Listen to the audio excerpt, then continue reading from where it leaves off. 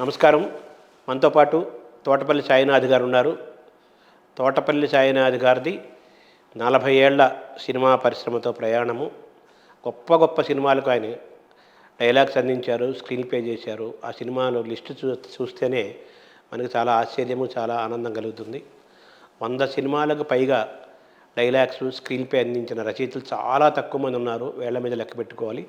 అందులో తోటపల్లి సాయినాథ్ గారు ఒకరు. వారు మనతో ఉన్నారు. వారిని అడిగి వారి సినిమా జీవిత ప్రయాణము, నాటకరంగ ప్రయాణము, వారి అనుబంధాలు, మధురమైన జ్ఞాపకాలు, విశేషాలు తెలుసుకునే ప్రయత్నం చేద్దాం. సార్ నమస్కారం. నమస్కారం అండి. ఇప్పుడు మామూలుగా కె. విశ్వనాథ్ గారితో మీకు బాగా అనుబంధం. అవును సార్. కె. విశ్వనాథ్ గారి సినిమా అనగానే ఆయన ఫ్లాష్ బ్యాక్తో మొదలవుతుంది కాబట్టి ఇప్పుడు ఇంకేమేమి సినిమాలు మీరు చేస్తున్నారు సార్? నేను చేస్తుంది అడ్వాంటేజ్ అనే ఒక సినిమా అండి. అది modernisation of heaven and hell. దాన్ని కూడా ఎటువంటి మనోభావాలు కించపరచకుండా ఒక కుర్రాడు అంటే 4 కుర్రాళ్ళు మామూలు ఆకతాయితనంగా ఒక అమ్మాయిని పట్టుకెళ్ళిపోయి రేపు చేసేస్తే, బిగబుక్కలు దిక్కుతోచక అమ్మాయిని చంపేస్తే, పోలీసులు వెంటబడి ఆయన కాల్ చేస్తే వాళ్ళు 4 పైకి వెళ్ళడమే ఫస్ట్ రీల్లోనే వస్తుంది. వెళుతుంటే అక్కడ ఒక పోసాని కృష్ణమురళి సూటు గీటు వేసుకొని I am in-charge of digital hell corporation come here ఈ టైప్లో మేము కూడా డిజిటల్ అయిపోయాం, మోడర్న్ అయిపోయాం, కార్పొరేట్ అయ్యామని అనంతని పరిచయం చేసి హీజ్ మిస్టర్ రైట్ అని యువతలు చూస్తే మిస్టర్ రాంగ్ అని వాడే డ్యూయల్ రోల్. చిత్రగుప్తుడు, ఇతనేమో యమధర్మరాజు. ఇలాగా వాళ్ళ శిక్షలు కూడా డిజిటల్ అంత హెల్ గూగుల్ అని ఉంటుంది.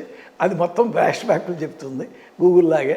ఎవరెవరు ఏం తప్పులు చేశారు నా కథ అంతా చెప్పి మొత్తానికి వాళ్ళ శిక్షలు పడితే ఆ శిక్షలు కూడా మంచి మోడర్న్గానే ఉంటాయి.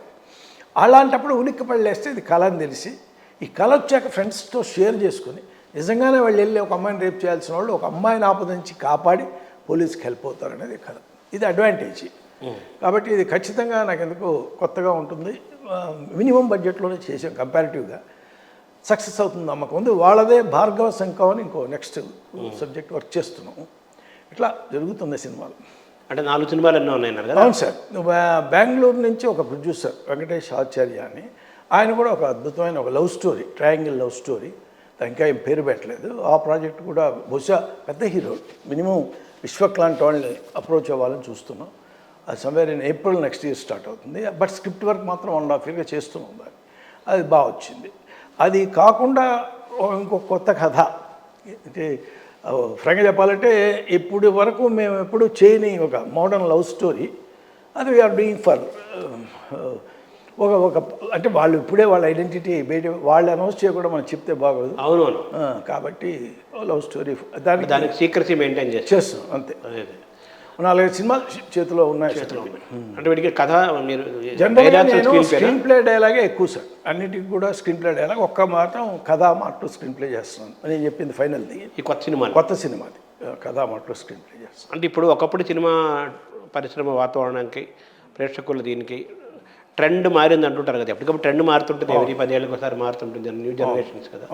ఈ ట్రెండ్కు తగ్గట్టుగా మీరు ఇమడగలనే విశ్వాసం మీకు కలిగిందా ఈ సినిమాలు? You are right. ఎందుకంటే నేను రావటమే మార్కెటింగ్ ఫీల్డ్ నుంచి వచ్చాడు. ర్యాన్బాక్సీలో మెడికల్ రిప్రజెంటేటివ్గా చేస్తూ somewhere in 79 left the job and came here. ఆ రోజు నుంచి ఈ రోజు దాకా I made it a principle to see the film in the theatre at least once in every week minimum. మొదటి నుంచే ఆర్టీసీ క్రాస్ రోడ్ నల్లకుంటలో ఉన్నాం. ఇది 2004 నుంచి 17 దాకా 14 ప్రైమ్ ఇయర్స్. అలాగే 17 నుంచి ఇక్కడికి వచ్చాం. ఇక్కడ మోతీనగర్, ఇక్కడ ఏషియన్ కాంప్లెక్స్. ఈవెన్ టుడే మియాపూర్లో ఉన్నాను. ఏషియన్ కాంప్లెక్స్ రెగ్యులర్గా వెళ్తాను. మా పక్కనే అసలు మంచి థియేటర్స్ ఉన్నాయి. సో థియేటర్లో చూడటం సినిమా అనేది ఒక మంచి అవసరం. మా రైటర్స్కి ఖచ్చితమైన ఒక అభిప్రాయం వస్తుంది. ఫీల్ బాగా ఆడియన్స్ యూత్ వస్తారు, వాళ్ళకి ఏం కావాలి, ఎక్కడ రియాక్ట్ అవ్వరు, ఎందుకు రియాక్ట్ అవుతారు, ఎందుకని డీజెటిల్లు ఆడింది, డీజెటిల్లు స్క్వేర్ కూడా ఎందుకంత ఆడింది, ఎందువల్ల అసలు ఒక ఏమీ లేని నా బలగం, డైరెక్టర్ లేడు, హీరో లేడు, బ్యానర్ లేడు, ఎవ్వరు లేరు, కానీ ఎందుకు ఆడుతుంది. అలాగే ఇవాళ వచ్చిన సామాజ వర్గమన విష్ణు అన్ని సినిమాలు చేసిన ఆ సినిమా బ్రహ్మాండంగా ఆడింది. నరేష్కి ఎందుకు అంత గొప్ప క్యారెక్టర్గా పేరు వచ్చింది. ఎవరు ఉండరు యాక్చువల్లీ. గొప్ప క్యాస్టింగ్ ఉండి కూడా పెద్ద స్టార్ క్యాస్ట్ ఉండి ఒక ఆచార్య ఎందుకు ఆడలేదు. ఇవన్నీ స్టడీ చేయాలంటే ఖచ్చితంగా థియేటర్కి వెళ్ళాలి, మనం అప్డేట్ అవ్వాలి, డైలీ సినిమాలు చూస్తుండాలి. సో న్యాచురల్గా ఇంట్రెస్ట్ నిన్న మొన్న సినిమాలు కూడా చూస్తుంటాను. నాకు బేసిక్గా ప్యాషన్ ఉంది. అది ప్రొఫెషన్గా మారాక దాన్ని కొంచెం రిలీజియస్ న్యాచురల్గా ఒక మోర్ డిసిప్లిన్గా చూస్తాం, అనలైజ్ చేస్తాం, డిస్కస్ చేస్తాం. దాన్ని బట్టి 100%. ట్రెండ్ని తెలుసుకోవటము, ట్రెండ్ ఎలా ఉందో దాన్ని ఫాలో అవ్వటము, మిమ్మల్ని మీరు అప్డేట్ చేసుకోవటం వల్ల నేనేదో పాతకాలం వాడిని కాదు, ఈ ట్రెండ్లో ఉన్నానన్న ఫీల్లో మీరు ఉన్నారు. నాతో వచ్చి మాట్లాడిన వాళ్ళందరూ కూడా అది వ్యక్తపరుస్తారు. ఇంకోతను పాలక్ అని ఒక ఆయన శ్రీనివాస్, అతను కూడా సబ్జెక్ట్ చేస్తాడు. ఇంకా పేరు పెట్టాలి, మై డియర్ గర్ల్ ఫ్రెండ్ అని పెడదాం అనుకుంటున్నాం, ఆయన మరి పెట్టాలి. అది అలాంటి యూత్ఫుల్ ఫిల్మ్ అది. మొన్నే ఓపెనింగ్ అన్నపూర్ణలో జరిగింది. అది ఎవరు మన భరద్వాజ గారు వచ్చి క్లాప్ కొట్టారు, దశరథ్ వచ్చి స్విచ్ ఆన్ చేశాడు. వాళ్ళంతా మన ఫ్రెండ్స్ మన ద్వారానే వచ్చారు. మేము ఆ సినిమాని ఒక ఆయన మన అంటే మంచిర్యాల గ్రూప్ వాళ్ళందరూ కూడా, రావుల్ రమేష్ అని రావుల్ రాకేష్ అని వాళ్ళిద్దరూ ప్రొడ్యూసర్స్. ఇతను పాలక్ శ్రీనివాసాచారి అని తను డైరెక్టర్. తను ఆల్రెడీ 3 సినిమాలు చేశాడు. మొన్నే రౌద్ర రూపాయి నమః చేశాడు.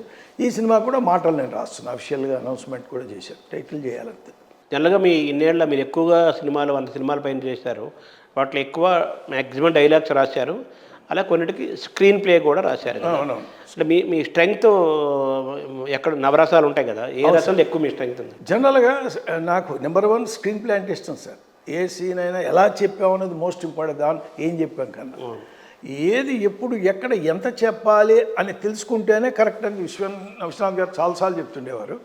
మహేష్ భట్ గారు వీలైనంత వరకు దృశ్యకావ్యం సినిమా అన్నది శబ్దం కాదు, ఆల్ ఇండియా రేడియో డ్రామా కాదు వినబడాలని. సో అతి తక్కువ వినిపించి ఎక్కువ కనిపిస్తుంటే ఆ ఫీల్ అన్నది ఎవరికి వాడు ప్రేక్షకుడు ఇది నా ఫీల్ అని వాడు అనుకునే లోకంలో వాడి భాష, వాడి అర్థం, వాడి భావం, దానికి వాల్యూ ఇస్తే అది ఎప్పుడు కూడా టాప్ ప్లేస్లో ఉంటుంది. మనం చెప్పడానికి ట్రై చేయడం కన్నా మనం చూపించడానికి ట్రై చేయటం చాలా అలవాటు. అది నాకు బాగా ఇష్టమైన విషయం. What the best we can show without any dialogue. And what the dialogue what ever you want to convey unless you convey through that. అది చెబితే తప్ప అర్థం కాదు అన్నది మాత్రమే అందంగా చెప్పాలి, సూటిగా చెప్పాలి. అది కూడా కొంత వాడికి వదిలేయాలి imaginations. Always the audience they are more brilliant than you think rather. అంటే మామూలు బాపు గారు సినిమాలు అనగానే ఒక దృశ్య కావ్యాలు అంటారు వాటిని, బాపు గారి సినిమా. కరెక్ట్. సో అలాగే మీరు చెప్పిందంతా దృశ్య కావ్యం. అవును, అంటే ఒక విజువల్ క్లాసిక్. అవునండి, అదే classic of the visual. Correct, అంతే కదా, విజువల్ ఎట్లా అన్నా ఎలా ఉద్దేశం అదే దృశ్య కావ్యం. అవును సార్, అంతే కదా. నాటకం దృశ్య కావ్యం అంటే నాటకం, అంతేగా, ఆ డ్రామాటిక్ నేచర్ ఉండాలి. అవును. సినిమా అనేది ఇటు మోర్ విజువల్ అండ్ ఆడిబుల్ అనొచ్చుకో. మన హాస్యం ఉంటుంది, సెంటిమెంట్ ఉంటుంది, అయితే వీరం ఉంటుంది, ఇలా చాలా రొమాన్స్ చాలా ఉంటుంది. మీరు ఎక్కడ మీ స్ట్రెంగ్త్ ఎక్కడ ఉంది అన్నింటిలో? నేను జనరల్గా ఫ్యామిలీ డ్రామా ఒకటి, రొమాన్స్ ఒకటి, they are my forts. Romantic scene రాసేటప్పుడు ఎంత నీట్గా డీల్ చేస్తే ఒక మామూలు సీన్ కూడా అద్భుతంగా చెప్పగలం. ఇప్పుడు కొన్ని సినిమాల్లో అది కుదురుతాయి, ఆ ఆర్టిస్ట్ కూడా పెర్ఫామ్ చేయాలి. కాంబినేషన్ కూడా మనల్ని క్రియేట్ ఇంకా చేయాలనిపిస్తుంది, ఇంకొంచెం బాగా చేయాలనిపిస్తుంది. వాళ్ళు చేసే తీరు బట్టి అద్భుతంగా ఉంది, దాన్ని వస్తుంది. ప్రతిస్పందన అంతేగా, ప్రతిస్పందన. పైగా చాలా సినిమాలకి on the set all the time ఉన్నాం, పెద్ద డైరెక్టర్లు కానీ పెద్ద హీరోలు కానీ. కాబట్టి అది ఇంకా బాగా అబ్జర్వ్ చేస్తుంటే we can contribute more to them. So romance ఒకటి, సెంటిమెంట్ కూడా తక్కువ చెప్పాలి, ఎక్కువగా ఆ భావ ప్రకటన ఉన్నంత గొప్పగా భాషావేశం అవసరం లేదు. కంపారిటివ్గా కొన్ని చోట్ల అవసరమైన 4 ముక్కలు చాలు, అవి బ్రహ్మాండంగా పనిచేస్తాయి. అది కొంచెం తూకం వేసి ఆలోచించి జాగ్రత్తగా చిక్కినట్టు రాయాలి. అది ఛాలెంజింగ్గానే ఉంటుంది, ఇంట్రెస్టింగ్ జాబ్. అది మామూలుగా మనకు కథా రచయిత పెద్ద గుడిపాటి వెంకటాచలం గారు, ఆయన మహాప్రస్థానానికి ముందు మాట రాస్తూ యోగ్యతా పత్రం అని శ్రీశ్రీ మహాప్రస్థానానికి ఆయన ఎకానమీ ఆఫ్ వర్డ్స్ అంటాడు. కరెక్ట్. అంటే అల్పాక్షరాలతోటి అనల్పమైన అర్థాన్ని ఇవ్వటం. అవును, బ్రివిటీ ఈజ్ బ్యూటీ అంటారు కదా. సో అది మీకు బాగా మీ థియరీ అది. కరెక్ట్ సార్, అంతే కదా, ద బ్రివిటీ ఈజ్ బ్యూటీ అన్నట్టు factor. So romance and sentiments అనేది మీ స్ట్రెంగ్స్. అవునండి, ఎక్స్ప్రెషన్ అంతే అంతే కదా. తర్వాత బ్రీవిటీ ఇవన్నీ కూడా మీకు. స్క్రీన్ ప్లే ఒకటి, టెంపో, అసలు స్పైన్ చిల్లింగ్గా టెంపో మెయింటైన్ చేస్తూ నెక్స్ట్ ఏం జరుగుతుందో అంటే సిరీస్ ఆఫ్ సర్ప్రైజెస్ ఇస్తూ వెళితే ఆడియన్స్కి, అది కూడా అసెండింగ్ ఆర్డర్ ఉంటే ఆ స్క్రీన్ ప్లే ఎప్పుడు సక్సెస్ అని నా నమ్మకం. నెక్స్ట్ ఏంటో అనేది ఎప్పుడు ఆ సర్ప్రైజ్ ఉండాలి, కావాలి. మన నెక్స్ట్ ఏం జరుగుతుంది ముందు ఇప్పుడు అర్థమైపోతుంది అనుకోండి, అది వేస్ట్. ఆ డైరెక్టర్ అందరు ఫెయిల్ అయినట్లు లెక్క. అవును, తప్పది, అది స్క్రీన్ ప్లే కరెక్ట్ కాదు.